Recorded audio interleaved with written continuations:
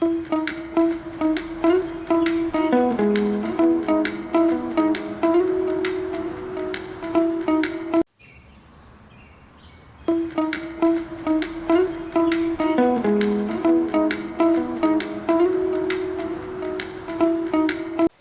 عقلمندی وزڈم ایک ایسا قیمتی صفت ہے جو انسان کو نہ صرف علمی اعتبار سے ترقی دیتی ہے بلکہ عملی زندگی میں بھی کامیابی اور شرافت کا راستہ ہموار کرتی ہے۔ فرض کریں کہ ایک فرد کے پاس بے پناہ علم ہے، مگر اگر اس کے استعمال میں عقلمندی نہ ہو تو وہ علم بیکار حتیٰ کہ نقصان دہ بھی ثابت ہو سکتا ہے۔ اسی لیے علماء نے ہمیشہ علم و حکمت کو ساتھ ساتھ فروغ دینے کی تلقین کی ہے تاکہ انسان اپنے فیصلوں میں محتاط، مدبر اور فائدہ مند ہوتا جائے۔ اس تحریر میں ہم عقلمندی کا استعمال کے موضوع کو تفصیل سے بیان کیا ہے تاکہ قاری کو اس چہار مقامی صفت کی اہمیت، اس کے عناصر، اس کے عملی مظاہر اور اس کے نتیجے میں حاصل ہونے والے فوائد سے روشناس کرایا جا سکے۔ حصہ اول، عقلمندی کیا ہے؟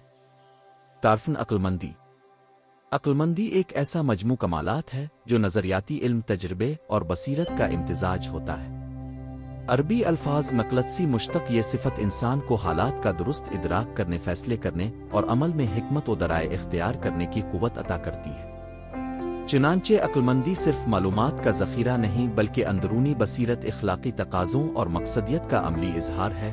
عناصر عقلمندی: علم و فہم، نالج اینڈ انڈرسٹینڈنگ۔ سب سے پہلے علم کا ہونا ضروری ہے، مگر ساتھ ہی یہ جاننا بھی لازم ہے کہ کون سا علم کب اور کیسے استعمال کرنا ہے۔ تجربہ، ایکسپیرینس، زندگی کے تجربات انسان کو سکھاتے ہیں کہ کون سی غلطیاں بار بار نہیں دہرانی چاہ۔ تجربات کے نتیجے میں بصیرت پیدا ہوتی ہے۔ تشخیص و تنقید، ڈیزرمنٹ، کرٹیک۔ عقل مند شخصیت ہر مسئلے کو گہرائی سے پرکھتی ہے، مختلف پہلوؤں کو تولتی ہے اور پھر عمل کا راستہ چن لیتی ہے۔ صبر و تحمل، پیشنس، پرسیورنس۔ عقلمندی کے حامل شخص کو جلد بازی یا لحظات جذبات کے تحت فیصلے کرنے سے گریز ہوتا ہے، بلکہ وہ صبر سے مناسب وقت کا انتظار کر کے موزوں فیصلہ کرتا ہے۔ اخلاقی شعور، مورل کانشسنس، حکمت کا استعمال اخلاقی اصولوں اور انسانی بھلائی کے تناظر میں ہوتا حصہ۔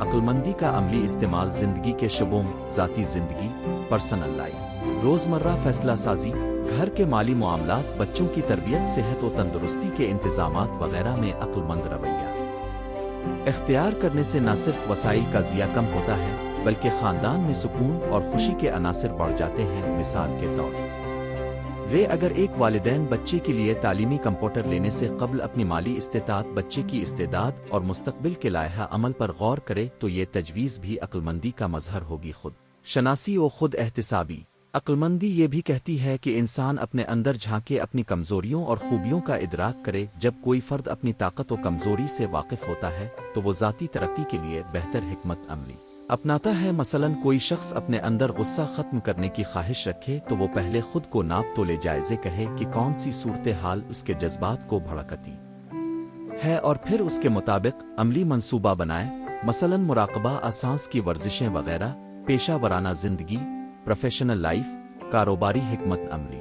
عقلمندی کاروبار میں اس وقت نظر آتی ہے جب کسی تاجر یا مینیجر نے مارکیٹ کی مطالعہ کے بعد مناسب مواقع پر سرمایہ کاری کی خطرات کا تخمینہ لگایا اور وسائل کو مؤثر طریقے سے متوازن رکھا۔ مثال کے طور پر اگر کسی صنعتی کارخانے کا مالک خام مال خریدتے وقت نہ صرف قیمت دیکھے بلکہ معیار برآمد کے امکانات اور قیمتوں میں مستقبل میں ممکنہ اتار چڑھاؤ کا بھی جائزہ لے تو ایسے فیصلے میں حکمت کی چاشنی ہوتی ہے۔ وقت کے انتظام، ٹائم مینجمنٹ۔ وقت ہر انسان کے پاس برابر ہوتا ہے، مگر عقلمند انسان وہ ہوتا ہے جو وقت کو ترجیحات کے مطابق بانٹتا ہے۔ پیشہ ورانہ زندگی میں اگر کوئی ملازم ابانی فاؤنڈن دن کے کیے جانے والے کاموں کی فہرست تیار کرتا ہے، غیر ضروری مشاغل سے اجتناب کرتا ہے اور مناسب وقفے بھی رکھتا ہے تو نتیجہ میں پیداواری بڑھتی ہے اور صحت پر بھی منفی اثرات کم ہوتے ہیں۔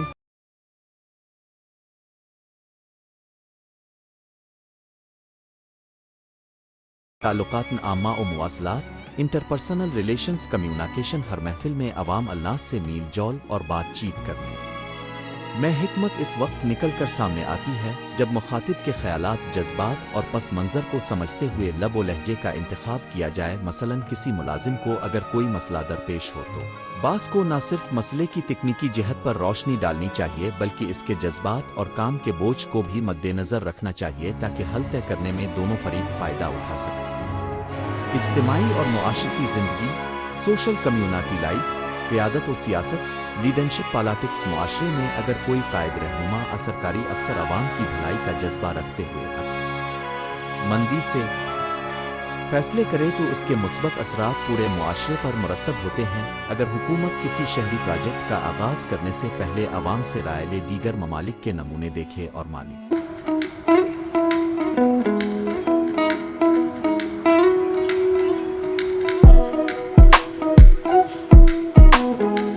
وسائل کے ممکنہ نقصانات و فوائد کا تخمینہ لگائے تو یہ ایک سنجیدہ اور عقلمندانہ حکمت عملی ہے۔ معاشرتی انصاف، سوشل جسٹس، عدل و انصاف قائم کرنے میں بھی حکمت کا استعمال ضروری ہے۔ کسی عدالتی فیصلے میں اگر قاضی حقائق کے ساتھ صبر و تحمل اور مکمل دستاویزات کی پڑتال کے بعد رائے دیتا ہے تو نجتہ انصاف کا قیام ہوتا ہے اور معاشرے میں اعتماد بڑھتا ہے۔ مسائل کا پرامن حل، کانفلکٹ ریزولوشن۔ معاشرتی جھگڑوں، گروہی تنازعات میں عقلمندی کا تقاضا یہ ہے کہ جذباتی اور اشتعال بیانات کے بجائے ثالثی مفاہمت اور سمجھوتے کا راستہ اپنایا جائے۔ مثال کے طور پر دو پڑوسیوں کے درمیان سرحدی جھگڑے کو دیکھتے ہوئے مقامی ضلعی صدری مسئلے کو چاہیے کہ وہ دونوں کے دلائل جانچتے ہوئے صلح کرائے تاکہ آگے چل کر پھر سے حالت جنگ پیدا نہ ہو۔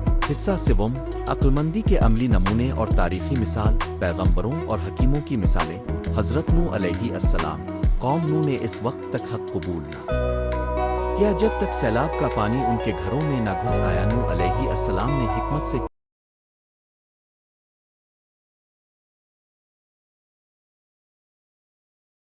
کام لے کر پہلے اپنی قوم کو پیغام حق پہنچایا، پھر انکشافات اور نشانیوں سے دلائل کیے۔ مگر جب قوم سرکش رہی تو آگے کا منصوبہ جہاز تعمیر کرنا تھا۔ یہ حکمت عملی تجربے کا عملی اظہار ہے جس نے چند مومنوں کو بچا۔ حضرت سلیمان علیہ السلام، انہوں نے نہ صرف علمی اعتبار سے راست زمانہ کا دار و مدار سنبھالا بلکہ عقلمندی سے عدل و انصاف کے توازن پر حکومت چلائی۔ ان کا وہ حکمت بھرا فیصلہ مشہور ہے جب دو عورتیں بچے کے لیے دعویٰ کر رہی حضرت سلیمان نے انصاف کے لیے بچے کو درمیان میں کاٹنے کی تاکید کی، جس سے سچی ماں نے شفقت کا مظاہرہ کرتے ہوئے اپنا دعویٰ ختم کر دیا۔ یہ تشخیص اور فیصلہ دونوں میں حکمت کا شاہکار مثال۔ یونان حکیم سقراط، ساکرٹیس۔ سقراط نے سقراطی طریقہ، سوکریٹک میتھڈ ایجاد کیا جس میں سوال و جواب سے حقیقت کو بے نقاب کیا جاتا تھا۔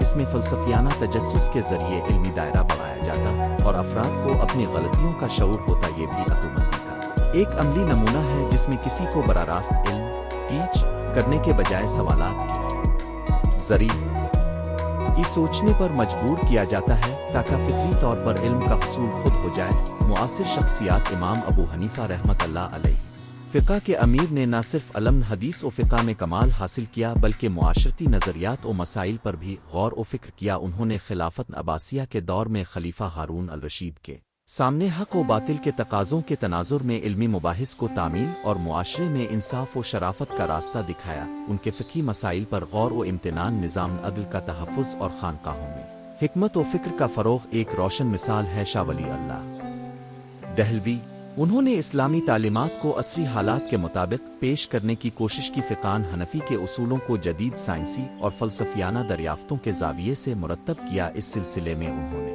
قرآن و حدیث کا مطالعہ کر کے نئے دور کے مسائل کا حل نکالا۔ یہ سب اس بات کی عکاسی کرتا ہے کہ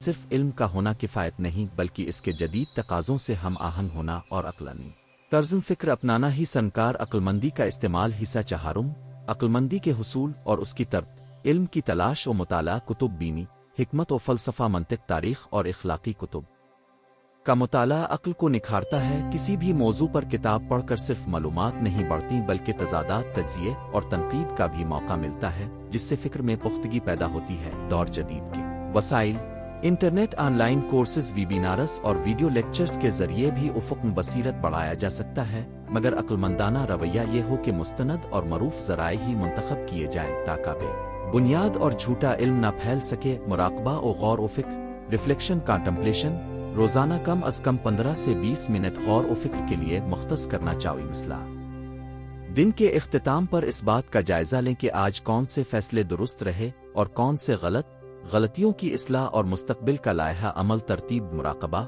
میڈیٹیشن چہل قدمی واکنگ کے دوران کسی ایک مسئلے پر گہری نگاہ ڈالیں. مختلف زاویوں سے اس کا تجزیہ کریں اور ممکنہ نتائج کا تخمینہ لگائیں. ایسا کرنے سے ذہانت میں بھی بہتری آتی ہے اور جذباتی دباؤ سے بھی نجات ملتی ہی. عمدہ ماحول اور اچھے ساتھی جس ماحول میں رہیں زبان و لہجہ میں احتیاط رکے. اگر دوستوں اور ساتھیوں کا دائرہ علمی و عملی طور پر محدود ہے تو اس سے نکل کر ایسے افراد کی قربت اپنائیں جو آپ کو معقول مشورے دیں. بہتر گفتگو کریں اور زندگی کے مثبت پہلوؤں پر روشنی ڈالیں. اگر کسی مسئلے پر رائے درکار ہو تو ان لوگوں کا انتخاب کریں جنہوں نے اس میدان میں تجربہ حاصل کیا ہو, چاہے وہ پیشہ ورانہ زندگی ہو یا ذاتی. حقیقی تجربے اور علم والے لوگ زیادہ کارگر مشورے دے سکتے ہیں. حصہ پنجم عقلمندی کے راستے میں حائل رکاوٹیں اور ان کا تدارک. جذباتی احتیاط نہ کرنا انسانی فطرت کا یہ ہے کہ بعض اوقات غصے, خوشی یا افسردگی کے باعث مستقل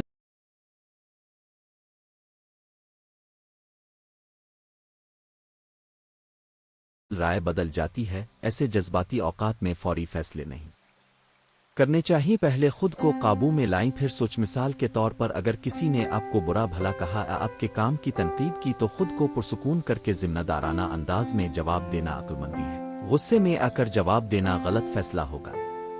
معلومات کی کمی غلط معلومات. آج کل سوشل میڈیا اور انٹرنیٹ کے ذریعے سچ و جھوٹ کا فرق کرنا مشکل ہو گیا ہے. اگر کوئی شخص کسی غیر معتبر ذریعے سے معلومات